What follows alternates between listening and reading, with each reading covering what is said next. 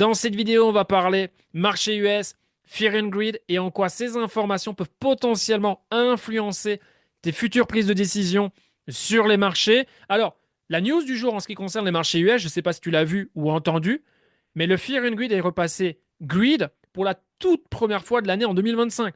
C'est Cinco de Mayo. Je ne sais pas si vous imaginez, mais effectivement, depuis le début d'année 2025, c'est assez simple, que ce soit sur le marché US ou le marché des cryptos. On est sur un marché qui est dominé par la peur, voire des niveaux de peur extrêmes qui ont été atteints ces dernières semaines. On a eu quelques jours neutres, mais on avait déjà commencé l'année avec des niveaux de peur extrêmes, puis peur, neutre. Et puis il y a eu cette histoire de tarif, bien évidemment, qui a été lancée par Trump. Et là, forcément, les marchés ont plongé. Et début avril, on a atteint des niveaux bien plus importants que ce qu'on avait connu lors du Covid en 2020. Je me suis déjà exprimé à plusieurs fois sur le sujet. Pour moi, surréaction. On ne peut pas comparer ce qui se passe avec le Covid en 2020. Encore une fois, les gens ont la mémoire courte, mais le Covid en 2020, c'était la fin du monde. Alors attention, je ne minimise pas la situation dans laquelle nous sommes aujourd'hui. D'ailleurs, elle n'est pas terminée, qu'on s'entend bien, mais c'est très différent. Maintenant, ce qu'il faut comprendre ici, c'est que en tant qu'investisseur, on recherche tous la même chose, c'est performer, gagner. Maintenant, lors de ces moments, c'est là où un tri se fait. C'est aussi simple que ça. Et les personnes inexpérimentées ou les personnes qui prennent peur, qui deviennent émotionnelles, bah forcément, elles ont réponse du pourquoi ces personnes ne vont pas gagner, tout simplement, puisque les marchés, c'est une jungle, ni plus ni moins, il n'y a pas de cadeau. Et quand on regarde aujourd'hui ce qui s'est passé ces dernières semaines, les marchés US, ce qui fait qu'on a certainement atteint des niveaux de peur extrême 3 à 4, c'est parce que la chute a été rapide. Si on prend les 7 magnifiques ou un stock comme Tesla, il a pris plus de moins 55%, je pense des plus hauts jusqu'au plus bas. Et on a des gros stocks qui ont pris moins 30, moins 40, mais ça s'est produit en l'espace de quelques semaines. Donc forcément, qu'est-ce qui se passe? Les gens prennent peur. Les gens sont dans l'hésitation, les gens voient partout autour d'eux comme quoi les gens sont négatifs, c'est rouge.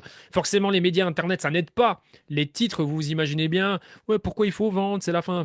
Bref, donc les gens deviennent émotionnels, complètement déconnectés de la réalité. Donc les gens, en fait, c'est simple, se connectent et les gens y vendent. Les gens capitulent, les gens abandonnent, ou les gens veulent tout simplement sécuriser les profits qu'ils étaient en train de réaliser. Peu importe la situation, profit, perte de manière assez générale ou position individuelle, les gens sont déconnectés. Les gens ne veulent plus rien savoir. C'est aussi simple. Et donc, c'est pour ça qu'ici, ben, beaucoup de gens se sont boycottés eux-mêmes. Alors que ce qu'il faut comprendre, si on s'intéresse principalement au marché US, quand on atteint des niveaux de peur extrême, très souvent, c'est des moments uniques. Alors, bien sûr, ça ne va pas être tous les stocks, mais je veux dire, en se concentrant sur des bons stocks, c'est là où justement la easy money, entre guillemets, elle se fait. On achète, on peut littéralement ensuite se croiser les bras, attendre plusieurs mois, plusieurs années, et on aura probablement fait des performances très, très, très intéressantes. Maintenant, c'est toujours la même chose.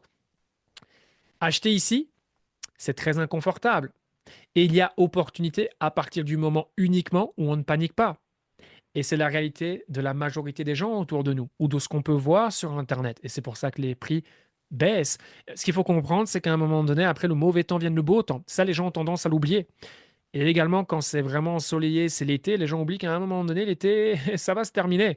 C'est toujours les mêmes histoires. Alors, il y a 5 ans, c'était le Covid. Aujourd'hui, c'est une guerre commerciale. Il faut savoir que dans quelques semaines, dans quelques mois, dans quelques années, on aura autre chose. C'est la réalité des marchés. Et là où un investisseur va faire la différence, c'est comment il gère ce genre de situation en particulier.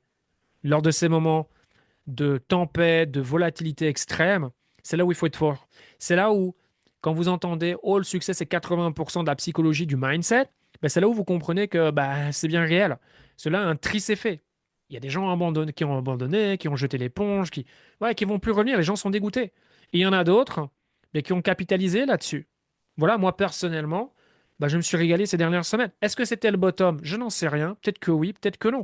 Il est plus probable que ça soit le cas. Mais aujourd'hui, c'est la raison pour laquelle tout ce que j'ai fait, c'est en partant du principe très simple que la situation peut s'aggraver. Et si c'est le cas, tout ce que je suis en train d'acheter, est-ce que je suis OK de hold et de prendre des moins 20, moins 30 sur des stocks, des moins 40, moins 50 sur des cryptos pendant plusieurs mois? Si c'est oui, let's go. Si c'est non, s'il y a hésitation, je touche pas. Le marché nous a donné une opportunité ici ces dernières semaines. Il fallait savoir la saisir. Alors, forcément, il faut avoir du cash, ou ça dépend de comment on est exposé.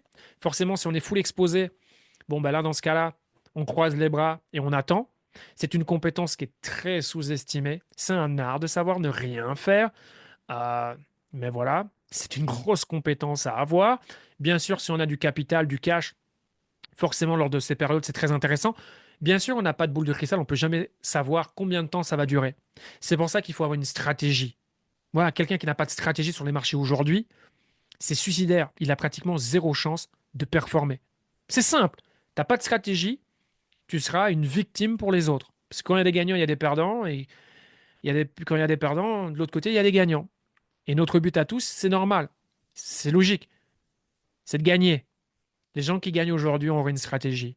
Et aujourd'hui, on a connu des semaines où il fallait avoir une stratégie, il fallait bien comprendre la situation pour savoir, OK, comment en tirer un avantage ou comment survivre en fonction de la situation de tout à chacun. Mais voilà, si aujourd'hui, par exemple, vous n'avez pas su en tirer un avantage, c'est pas grave parce que ce qu'on vient de connaître, on va le reconnaître très prochainement. Ça se trouve là dans quelques semaines parce que ça se trouve, c'était pas le bottom. On va revenir tester ces niveaux et on va aller plus bas. Et si c'est le cas, croyez-moi, on va réatteindre des niveaux de peur extrême. Si c'est le cas, ok, parce que quoi qu'il arrive, ça va arriver. Crypto, marché US, ça va revenir, ça. C'est la réalité des marchés. Mais il faut être prêt. Et il faudra être prêt à tirer profit de ce genre de situation. Également, est-ce que le passé, ça a duré que 2 à 3 semaines, donc ça va être pareil? Non, faites super attention. Non, non, ça va absolument rien dire. On peut avoir des bear markets qui durent 3 semaines comme 2 ans. Ok? Personne ne peut le savoir. C'est pour ça qu'il faut toujours être préparé. On en revient à la même chose. Avoir une stratégie, allez-y progressivement. Prendre profit, surtout dans ces moments. Moi, j'ai pas mal de gens qui m'ont demandé, Pierre, prendre profit ou pas. Ben oui, clairement, dans ce genre de situation, même si voilà, je suis pas un conseiller en investissement, je connais pas le portfolio, le profil de la personne quand on me pose des questions, parce que les gens aiment bien, voilà, toujours conseiller, conseiller, mais conseiller est très difficile quand on n'a pas tous les éléments pour bien conseiller une personne. Mais de manière générale, dans ce genre de situation, pour la grande majorité des gens, oui, s'il y a possibilité de prendre profit, bien sûr. Et là, on a fait des choses super intéressantes. Combien de coins en crypto ont fait plus de 100% ces dernières semaines? Combien de stocks ont pris 30, 40, 50%? Eh bien, ces opportunités, elles ont été disponibles pour les gens qui n'ont pas paniqué et qui ont su acheter, qui avaient du cash et qui ont acheté quand c'est inconfortable, quand c'est difficile, quand tout le monde parle négativement des marchés, quand tout le monde autour de nous, oh non, je suis pas intéressé, oh non, tu es fou, oh non, ceci, oh non, cela. Encore une fois, si on veut gagner sur les marchés, il faut s'inspirer de gens qui gagnent sur les marchés. Certainement pas d'écouter des gens qui n'ont aucune expérience ou qui n'ont jamais gagné d'argent sur les marchés. C'est forcément ces gens-là, s'ils savaient comment gagner sur les marchés, ils seraient sur les marchés. Qu'on s'entend bien. Donc voilà, aujourd'hui, première journée grid, est-ce que ça signifie que voilà, les gens vont redevenir bullish? Là, c'est le cas, hein. Mais est-ce que ça va se confirmer dans les jours, dans les semaines à venir? En tout cas, sur le SP500, on a enregistré une journée record dernièrement en termes d'afflux de capitaux qui sont arrivés. Donc, c'est un signe. Les gens reviennent sur les marchés. Ils avaient déserté il y a 3 semaines. Ça vous montre aussi à quelle vitesse les choses peuvent changer, évoluer. En l'espace de 3 semaines. C'est un truc de fou. Je pense que ça joue aussi Internet, les réseaux sociaux, etc.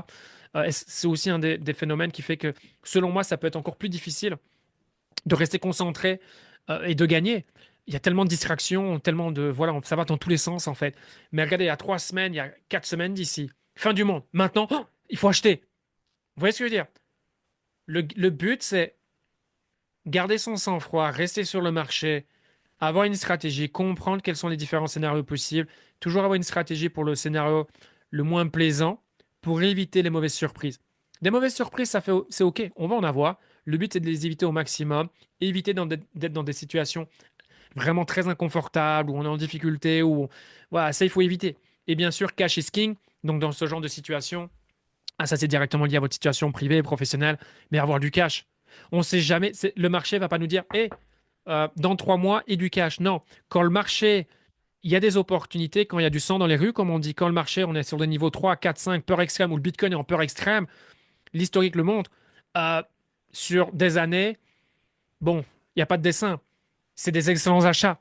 Et si on parle que Bitcoin, tu vas battre tout type d'investissement. Tu vas battre les meilleurs fonds d'investissement de la planète en achetant uniquement quand le Bitcoin est dans des niveaux de peur extrême. Mais encore une fois, ça sera le moment où le Bitcoin ne fera pas parler, personne ne s'y intéressera et tout le monde dira qu'il pourra toujours aller plus bas.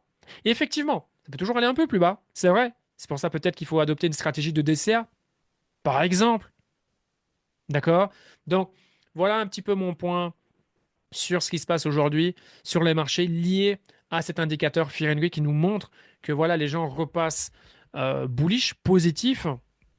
Et voilà, on l'a vu dernièrement, encore une fois, avec les capitaux qui ont influé sur le SP500. Est-ce que ça va continuer? Bien évidemment, je ne sais pas, personne ne le sait. On va le découvrir dans les prochains jours, dans les prochaines semaines. En tout cas, ce qui est sûr, c'est que c'est encourageant et que si vous avez participé à la baisse ces dernières semaines, vous allez tirer un avantage génial, bravo. Si ce n'est pas le cas, c'est pas grave. Parce que c'est des situations qu'on va reconnaître, que vous allez connaître, quoi qu'il arrive, peu importe le marché sur lequel vous êtes. Et le but, ça va être d'apprendre de ce qui vient de se passer ces dernières semaines pour justement faire la différence. C'est comme ça qu'on peut win. Faites-moi confiance. Bien sûr, quand on est en bull market, c'est super. Mais lors de ces moments, c'est là où on peut faire la différence. Regardez aujourd'hui les personnes les plus successful de ces 30, 40, 50 dernières années. Forcément, il y a plusieurs points en commun qui reviennent chez tous ces personnages. Mais il y en a un en particulier. C'est lors des crises, lors des crashs, lors des récessions. C'est là où il faut y aller. Mais c'est là où c'est le plus dur. Bref, j'espère que vous avez aimé cette vidéo. Si c'est le cas, n'hésitez pas à mettre un like. Puis si vous avez davantage d'actualités crypto-bourse, n'hésitez pas. Mon canal Telegram gratuit est disponible en description. Sur ce, on se voit pour de prochaines vidéos. Ciao, ciao.